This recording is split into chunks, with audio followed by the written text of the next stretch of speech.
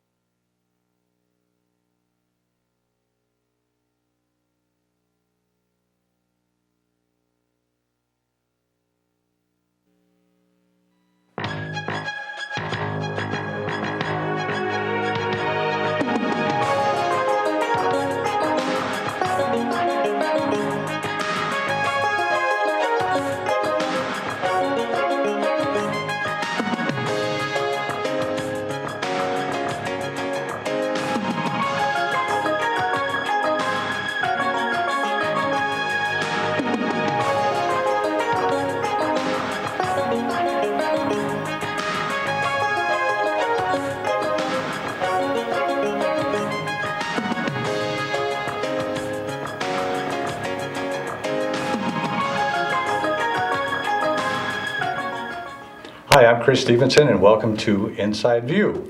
Today, my guest is Doug Archer. Doug is the CEO of the Mark Twain Medical Center, and full disclosure, I work at Mark Twain Medical Center. So he's my boss. Actually, he's several layers removed from me, but he's like also become a friend because it's a very caring and wonderful and friendly environment. And if Doug is your boss, you are in good company. And so thank you for coming along today. This is Doug Archer. Thank you, Chris. And for the record, we're very happy that you work at Mark Twain Medical Center. Well, all right. I've worked at many big hospitals around the country, and I can honestly, sincerely say I am happiest I've ever been at Mark Twain Medical Center. And I'm not saying that because I want to raise. No, but that's good to hear. But I do have to give you some hard-hitting questions. So how about that raise? Yeah, absolutely. Yeah. All right. I'll get right on that tomorrow. Thank you. Okay, so if you have watched the Board of Supervisors meetings online, you will often see Doug, and he gives an update on the COVID-19 situation in Calaveras County. So I have been a little bit removed from COVID-19. You know, we all roll our eyes a little bit. Maybe, thank goodness, it's dissipating a little bit. Yeah. We still have to be diligent, but tell us, how is the COVID-19 situation now? You know, I think it's definitely improving pretty rapidly. So as of today, we have no COVID patients in the hospital. We're still seeing some activity at the county level. And I believe there were 3 more cases reported just in the last day or two. Definitely not the numbers we were seeing before. A lot of that has to do with the vaccines. On Tuesday, I believe it was reported 34% of the county have been fully vaccinated. And I believe it was around 46% that received their first dose. So that's helping. How does that compare to other counties that are similar to our rural counties with not a lot of, large population? Yeah, we kind of benchmark to the north and south, Amador and Tuolumne, and we're pretty much neck and neck. We're both right about 34% for full vaccination. And all 3 counties are seeing a serious decline in demand. And that's something that we expected, but not so soon. And the theory is, when we were doing our vaccine clinics, the county was, and we were really, I think we addressed everybody that wanted the vaccine. We're very adamant that they wanted it. Then when we started to tap into the ones that were not real certain and they decided yes, now I think we have the ones that are uncertain. And so the county in particular, because their realm is really that public health sector, they're starting to push out some information just to educate people. You've probably seen some of the things on TV as well about what the vaccine is and what it isn't. So that's kind of the next step, is really encouraging those that can get it. And now, of course, they lowered the age range. So now you can get it starting at age 12 and up. So, Do you think that the hospital has a plan or bears any responsibility in trying to encourage people to get the COVID vaccine? Or are we leaving that to the county? You know, we definitely encourage our patients, but in terms of, in our patients that come to our clinics or come to the hospital, but I really do think the county health department's in a better position to kind of mass education for all patient or all people for that matter in the county. They're also, I think that's where people kind of look for health education, health information. I mean, we're more in the delivery of care, and they're more in the education, outreach, and that type of work. So we've done some things. In fact, our med staff has published a couple of our editorials in the local papers. We've done some things internally with our own staff. Believe it or not, our own staff, we're about just over 50% vaccinated, fully vaccinated. So we have some staff to educate just at the hospital. So yeah. I can tell you from my perspective, and I work at the Mark Twain Cancer Center. Yeah. The nurses are pretty diligent in trying to encourage people that are unvaccinated to understand the importance, and without trying to be preachy. Yeah. Because that's counterproductive. Yeah. You just listen to the people. If you listen to what their story is and why they may be hesitant, right? And I think often you can make a difference. And and I don't know that we're ever going to get that 70 or 80% that's necessary for herd immunity. Yeah. That's probably not going to happen. But every person counts a little bit too. Well, there's been, for many reasons in many areas, there's been so much, I'll say, ambiguity in the messaging throughout COVID, the entire pandemic. That what type of testing works and doesn't work, the false positives, the false negatives. I personally feel like anytime society's faced with multiple stories, everyone's apprehensive and they kind of wait to see what'll happen. And what we got to remind ourselves is, this is epidemiology kind of stuff, and usually you need a lot of time and data to understand what's happening with the disease process. We've only been in this for about, 15 months, 16 months. In the epidemiological world, that's nothing. Yeah, and in the United States, it's really our first time to have a major pandemic. I understand that in South Korea, they did very well with their response to COVID-19 because they had been through pandemics before. They were ready for it. So when the next pandemic comes around, maybe we'll do better. Yeah, we'll be ready. Yes. Which reminds me that part of your job as the CEO of a healthcare center is preparing for those kind of emergencies. And that's something that a lot of people don't realize about a hospital, that there's a lot of time and effort put into emergency preparedness. And that's how much of that time does it take you? Absolutely. I mean, we have countless meetings, and it's actually requirements by some of the regulatory agencies that we do these plans. We do what's called business recovery plans, disaster plans, business continuity plans. For instance, when COVID first started and it became very real, and we were seeing, you remember, like the Seattle area and New York were the first really hard hit areas in the United States. So we immediately started dusting off what we call our surge plan. And what that is, we're a 25-bed hospital, but we have plans that will allow us to flex up to 40, 50. We actually, our largest number is 52 beds. And so we did all that prep ahead of time because, as you can imagine, you don't want to plan for what you do with 27 extra patients when you have 27 extra patients. You don't want to plan your dinner party for 20 people when the 20 people show up. Right. So we do that. I mean, we have like memos of understanding with various agencies. We were part of the alternate care site planning here in Calaveras County for additional care site space. We had MOUs. The biggest thing that's prepared us for that type of response has been our, the disasters that happen in rural areas anyways, the Butte Fire, things like that. But the PG&E, the public safety power shutdowns. So we've already had contingency plans in place for generator support, for gas to refill the generators, for how do we get supplies if shipping is shut down, PPE. I mean, we had the horror stories that we were seeing from Europe, Italy in particular, and across our country, where they were running out of PPE. They didn't have masks, they didn't have gloves. So we worked as an organization to make sure that we had regional stockpiles where we could have access. I'm very happy that we never ran into a situation where we would have to, where we ran out of PPE. Yes, I can concur. Working as a nurse, I can tell you that there was never a time when I ran out of masks, whether they were the N95 or the surgical types, or gowns or gloves or whatever it might be. We always had it. We always worried about it. Yes. Oh, absolutely. Yeah, but I understand. It's that preparation. That was it. Bill Winhold. It was Bill Winhold. He was the guy that made Captain sure Chaos is the name we like to give him. Yes, a wonderful man.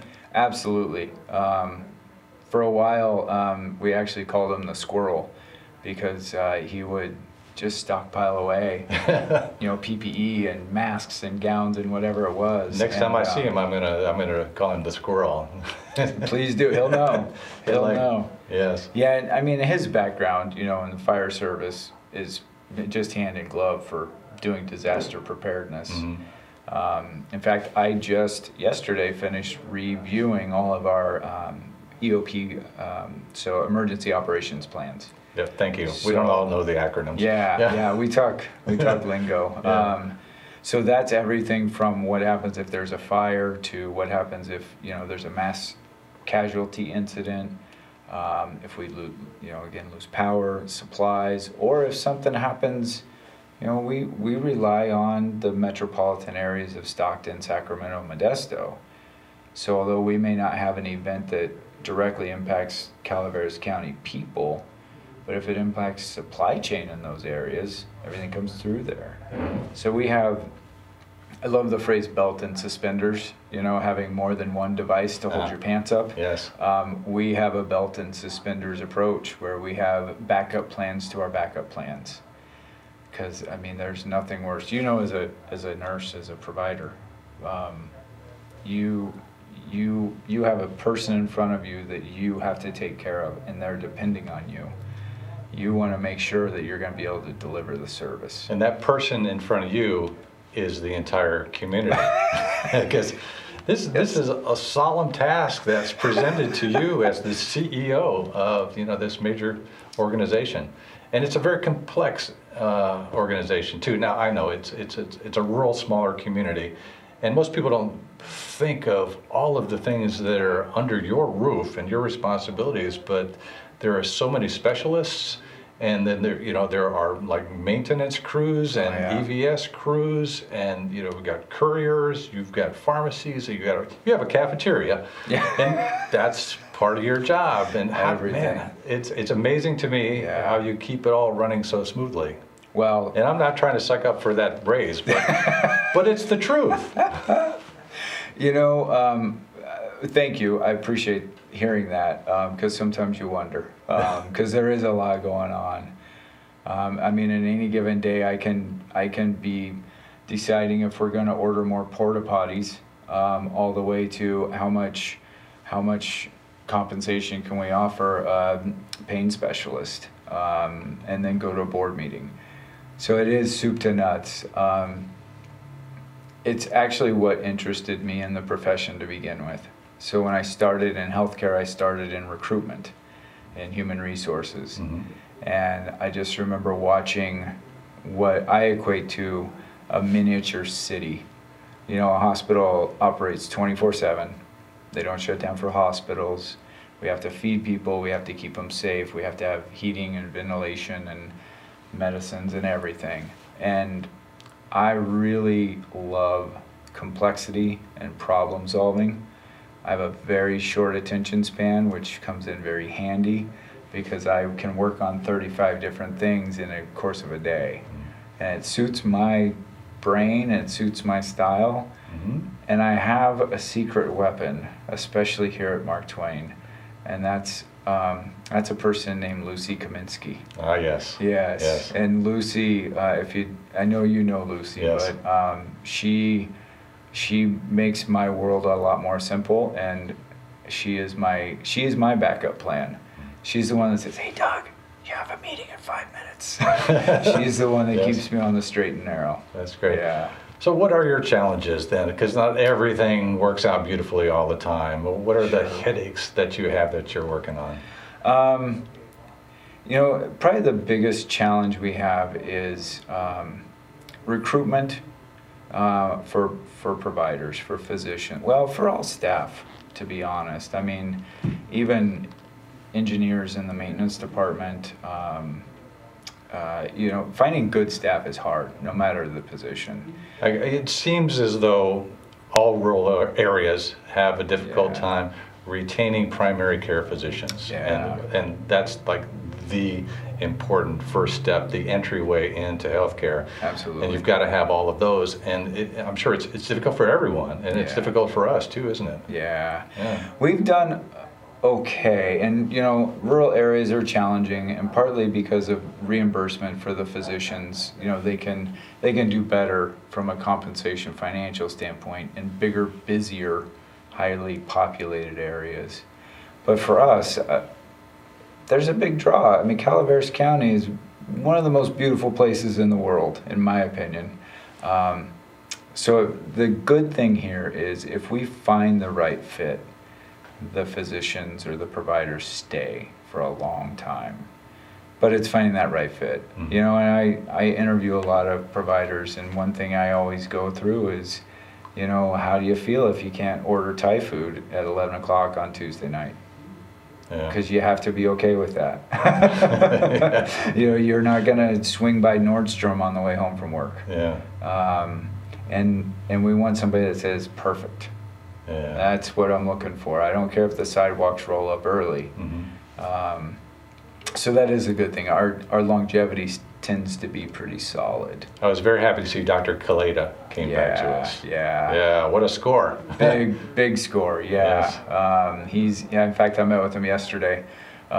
He's doing well. Yeah, Good. yeah, he's adjusted pretty well, and a lot of his patients have followed him, and we have a lot of happy patients seeing Dr. Kaleda. Yes, For sure. yes, and my patients love him as well. Yeah. Another physician that I have to mention that I've been hearing a lot of compliments about recently is Dr. Coombs. Yeah. Yeah. He's Jack. He's like, yep. he's so easy to Yep. work with. Yep. Like, it's amazing. This man has no physician's ego or anything. Yeah. He's just there to help. Yeah. Yeah. Yeah, and he'll be he'll be kind of the headliner for our new copper clinic in Copperopolis when Okay. it opens up. There's your opportunity to talk about the copper clinic. Yeah. What's going on there? So I was there this morning. Construction's still moving along. COVID has slowed down everything, including construction. But we're on track to complete construction right now, tentatively June 30th. And then we have to go through the licensing process and do some, furniture and fixtures and that kind of stuff. So we're hoping that we'll be open towards the end of July to actually see patients. We'll be in a building that's a little more than twice the size of the current clinic. It's about 4,300 square feet, I believe. We'll have at least 3 providers. Some days we'll have 4. And it's right there in the Coppertown Square, just past the wine bar down there, right off the main square. Yes. Yeah.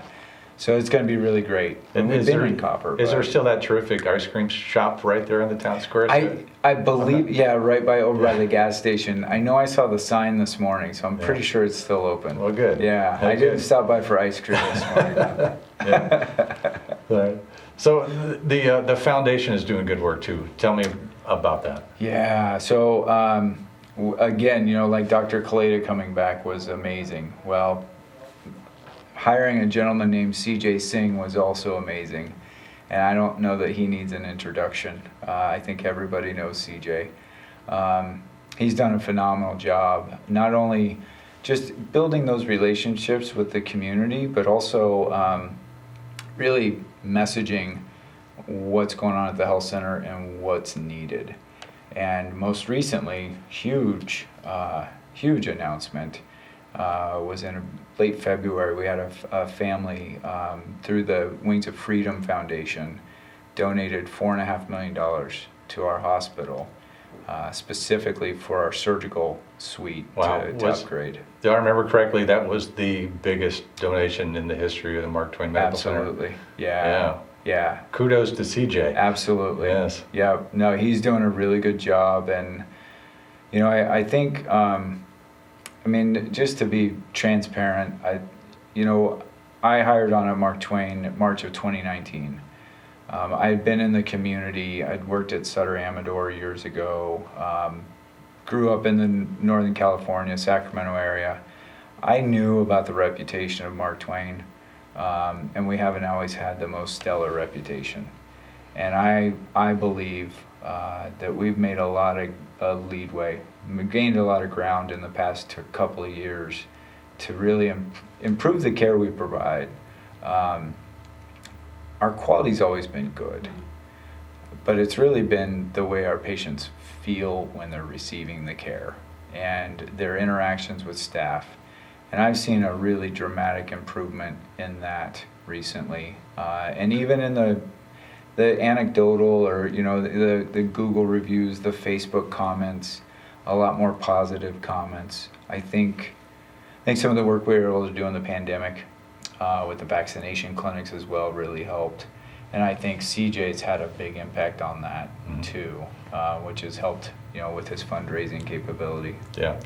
The COVID clinic that we've had at Mark Twain was done in this breezeway right next to the cancer center. So I was fairly close to this, the center of action right there. And so I saw a lot of patients, and it was amazing the positive response that we got there. People really loved that, and it was largely thanks to the very friendly people that were working the clinic. And I know sometimes when you're working, you get tired and hungry and cranky, but still, in the face of all of that, these people were extremely nice and helpful, and the community really loved it. And it was a big feather in our cap, and I was very proud to be a small part of that. So, they had music going, and they were having a good time. Marina Boland, director of clinics, is really gifted when it comes to many things, but process design. And you witnessed the clinic too. It was like clockwork. Kept the rhythm, and we've had a lot of new patients actually who have been calling to set up their primary care with us, stating that I received my vaccine at your clinic, and I was so impressed I wanted to come seek my care here. So it's gone very well. Excellent. Yeah. So we have other new staff as well. I understand we have a new chiropractor. We do, Dr. Shika Jain. I've actually been to see her as a patient myself. So she's practicing every other week out of the James Dalton Clinic now in Angels, and then she'll be at our Copper Clinic when that opens up. New addition. I don't know the whole history, but I don't believe we've had a chiropractor on staff at Mark Twain before.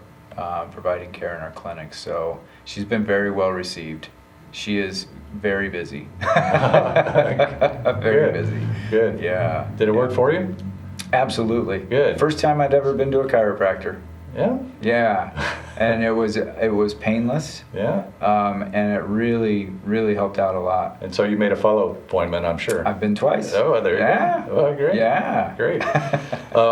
Another area that people may not be aware of is the behavioral health professionals that we have. Talk a little bit about that. So we have 2 licensed clinical social workers that work out of our clinics. And then we also have a telepsychiatry program. And that's Dr. Kalafian. And so telepsychiatry is kind of what it sounds like. We have a room at the James Dalton Clinic where you actually can sit, and then your video interface with Dr. Calafian, who lives down in San Diego. We keep trying to convince him to move up here, but hasn't worked yet. So yeah, we're really happy to be able to provide psychiatry services. There's a big need in our community. There's a big need in our country. And with the licensed clinical social workers kind of augmenting that whole program, it's been very successful for us. Through the pandemic, we saw a lot more just kind of anxiety, depression. You know, a lot of people staying home and not a lot of things to occupy their minds, and so it was really good to be able to offer those services. Yeah. I saw a study that said that breast cancer screenings in Washington were down 49% during the COVID months. Yeah. And so these people are going to need to catch up.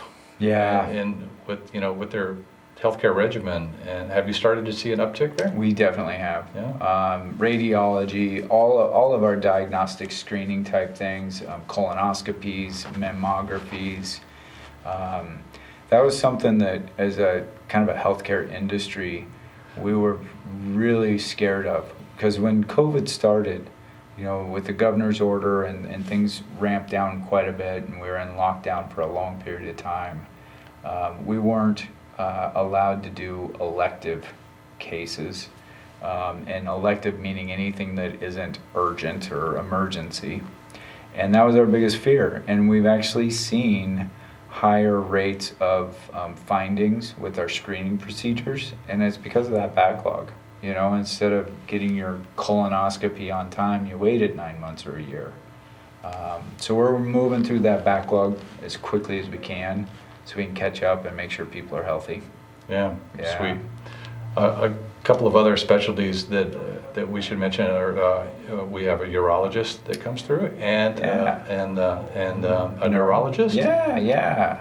So we have let's see, one day a week for the neurologist, and Which is Dr. Van Fossen. yeah, Dr. Van Fossen, and then we have, it kind of teeters back and forth with urology, 1 to 2 days a month. And so the hope is probably in about another 6 to 9 months we'll ramp up those urology services, so that he can be here a little bit more often, partnering with this group in Folsom. So, you know, I think up to 1 day a week would be really good for us, maybe even more.